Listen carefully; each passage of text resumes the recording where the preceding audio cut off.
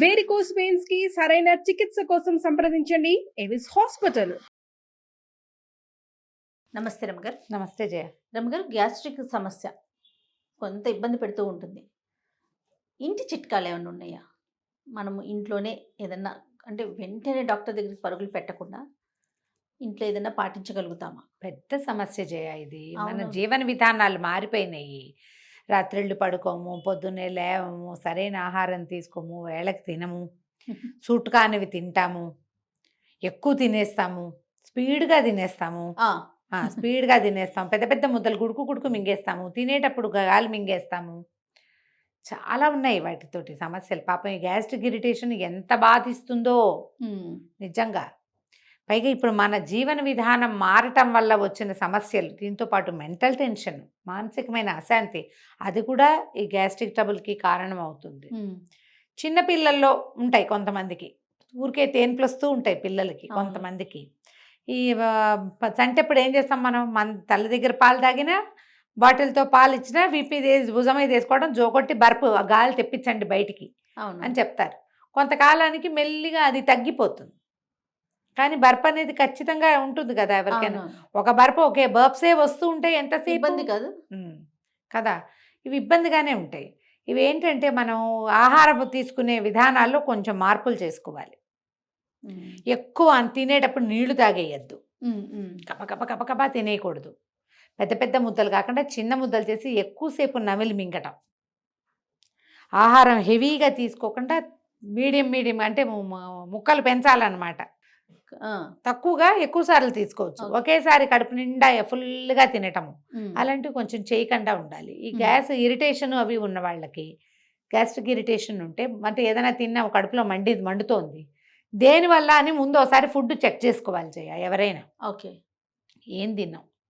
పల్లీలు, శనగపప్పు, వేరుశెనగ, ఒక్కొక్కసారి కందిపప్పులు, పప్పులు, తర్వాత ఏమో చిక్కుళ్ళు, బీన్స్, సోయాలు, క్యాబేజీ, ఉల్లిపాయలు, శనగపిండి కూడా చాలామందికి పడదు. అవును, సూట్ కాదు. పాల పదార్థాల వల్ల కూడా కొంతమందికి సూట్ కాదు, అది కూడా వస్తుంది. మనం ఏం తిన్నాము అనేది కొంచెం చూసుకోండి మొదట. పిల్లలు కూడా ఏం తినటం వల్ల వీళ్ళకి ఇట్లా కడుపులో మంటగా ఉంది, పొట్ట ఉబ్బరం ఎందుకు ఉంది అని అది చూసుకోండి. ఇప్పుడు మనకేం తెలుసు అంటే ఈ ఈనోల్ లాంటివి వేసుకుని తాగేసేయటం అవంత మంచిది కాదండి, అవంత మంచిది కాదు. సోడా తాగటం, సోడా తాగితే ఏదో 4-5 తేన్పులు వచ్చేస్తాయి, గాలి బయటకు వచ్చేసి రిలీఫ్ అనిపిస్తుంది, కానీ అది మంచిది కాదు కదా.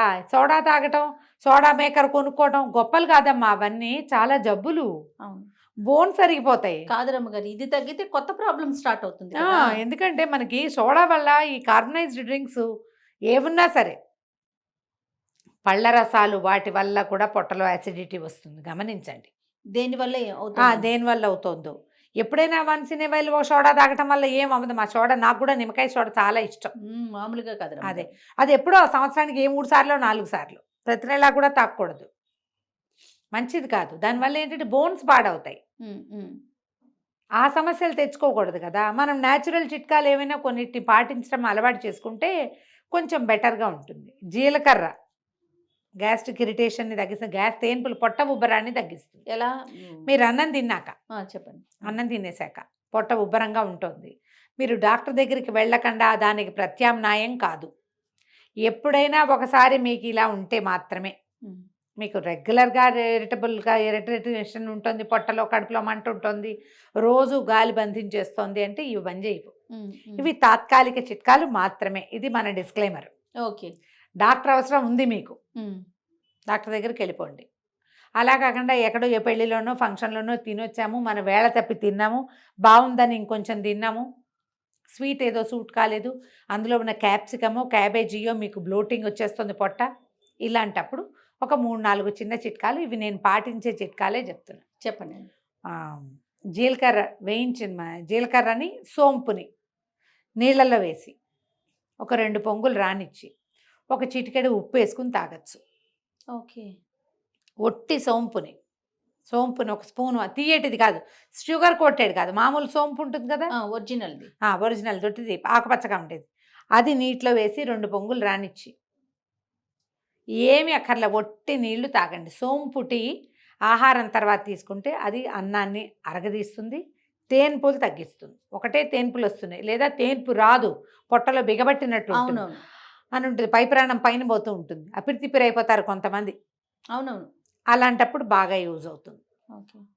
తర్వాత వాము పొడి, వాముని మజ్జిగలో కలిపి తీసుకోవటం. వాము ఏం చేయాలి, పచ్చి వాము పనికిరాదు, వేయించుకోవాలి. వేయించాలి, కొంచెం వేయించి వాము పొడి గ్రైండ్ చేసి పెడితే. పచ్చి వాము ఎప్పుడు పనికి వస్తుందంటే మనకి కింద పొట్టలో ఇబ్బందిగా ఉందనుకో, ఆహా. అపాన వాయువు బిగించేస్తుంది, ఆ, ఆ, ఆ.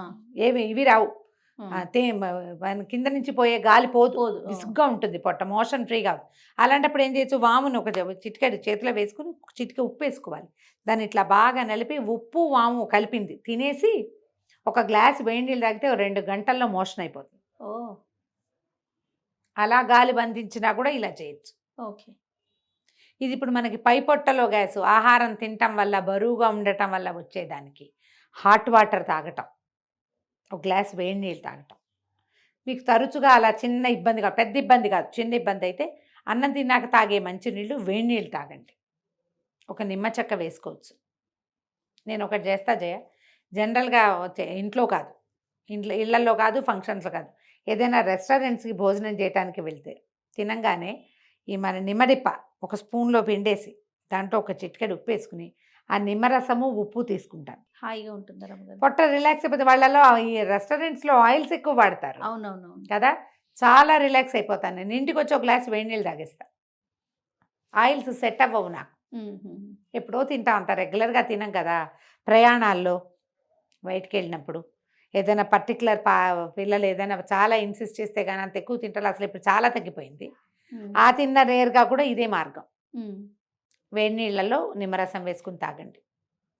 పుదీనా నీళ్ళు ఒకటి చాలా బాగా పనిచేస్తాయి. పుదీనా టీ అంటే నీళ్ళ? పుదీనా టీయే ఏముంది, పుదీనా వేసుకున్నాం నీళ్ళలో మరిగించాం, లైట్ గ్రీన్ కలర్ వస్తుంది. ఒక చుక్క నిమ్మరసము, ఒక చిటికెడు ఉప్పు. మనకి కాచినప్పుడు ఆకుపచ్చ రంగు ఉంటుంది, నిమ్మరసం పిండగానే ఆకుపచ్చ రంగు పోతుంది, అయినా పర్వాలేదు, కానీ పుదీనా వాసన వస్తాయి. మింట్ టీ కూడా చాలా బాగా పనిచేస్తుంది. పల్చగా టీ పెట్టుకోండి. మామూలు టీ మనకి ఎక్కువ పాలు పోసి చిక్కటి టీ కాకుండా సగం పాలు సగం నీళ్ళు, లేదా పాలు తక్కువ నీళ్ళు ఎక్కువ, పుదీనా వేసి టీ పెట్టుకోండి, తాగేసేయండి, చాలా హాయిగా ఉంటుంది.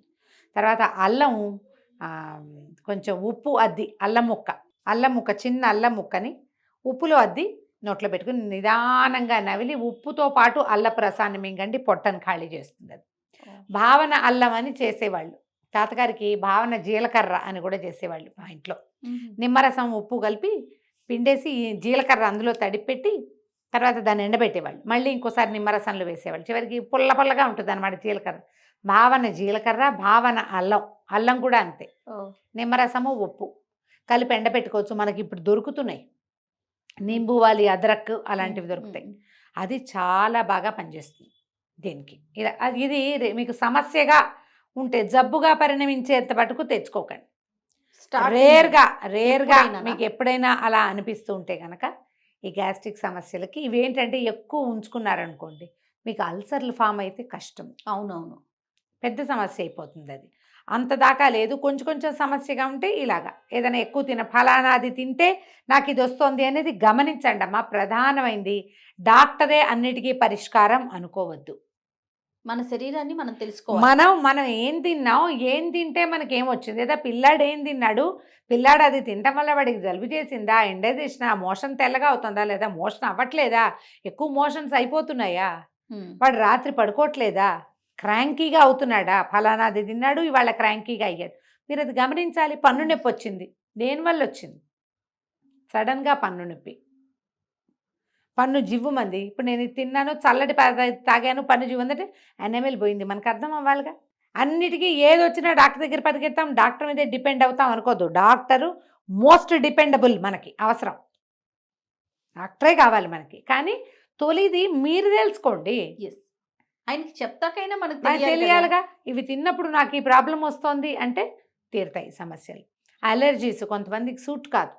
అవును, గోధుమ తిన్నా కూడా కడుపులో మంట వస్తుంది. నాకు చెప్పాయి కదా నేను, కడుపులో మండిపోతుంది నాకు. ఈ మధ్య మళ్ళీ తగ్గింది, మళ్ళీ నేను రొట్టెలు తింటున్నా. ఎలా తగ్గిందో తెలీదు, మా వారు ఏదో మందేసి ఉంటారు, ఏదో సందర్భంలో వేసిన మందు దీనికి సెట్ అయింది బహుశా.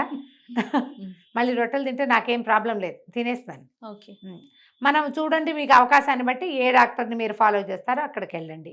అలర్జీస్ కనుక ఉంటే హోమియో తీసుకోండి, అలర్జీస్ తగ్గుతాయి. తప్పకుండా. మీరు గమనించి నేను అది తినడమే మానేస్తానంటే మహత్తరంగా మానేయండి, అలా కూడా మానేసుకోవచ్చు కదా. కాకపోతే ప్రధానమైనది ఏంటంటే దీనికి సోడానో ఈనోనో చేద్దామని మాత్రం అనుకోకండి. ఎప్పుడో వన్స్ ఇన్ ఏ వైల్ ఒక సోడా ఒక ఈనో ఓకే, కానీ అది మాత్రం మందు కాదండి. ప్రతిసారి మీరు తెగ తినేసి అది వేసుకుని తాగేస్తాము అని మాత్రం చేయపోకండి. అది ఇంకో సమస్యకి ఆ, దారితీస్తుంది. తిన్నా మీకేమీ కానట్టుగా మీ బాడీని తయారు చేసుకోండి. ఎస్. శుభ్రంగా ఈ జీలకర్రలు ధనియాలు అలాంటివి తీసుకోవటం, ఆహార పదార్థాలు మన పద్ధతులు కొంచెం మార్చుకోవటం. ఒకేసారి హెవీగా తినేయకండి. ఏదైనా చాలా తినాలనిపిస్తే ఆ పూట స్వీట్ ఎగ్గొట్టేయండి. మంచూరియాలు అవి ఈ పెళ్ళిళ్ళకి ఫంక్షన్లకు వెళ్తాం, అవి బాగా నచ్చుతాయి ఆయిల్ పదార్థాలు. మిగిలిన స్వీట్లు గీట్లు తర్వాత డ్రింక్స్ మానేసేయాలి. అవి మానేసేయండి, అవి ఒకటే తినండి, అలా పెట్టుకోండి. Right. అలా ఆలోచిస్తే కొంచెం సమస్య తగ్గించుకోవచ్చు. పెద్ద సమస్యగా ఉంటే మాత్రం తప్పకుండా డాక్టర్ని చూడండి. అది ఏమంటారు, కోతిపుండు బ్రహ్మరాక్షసిలాగా చేసేసుకుని తర్వాత పెద్ద పెద్ద సర్జరీల జోలికి వెళ్ళిపోకుండా ఏదో చిన్న వాటితోటి పోతుంది. తప్పకుండా. నమస్తే. నమస్తే.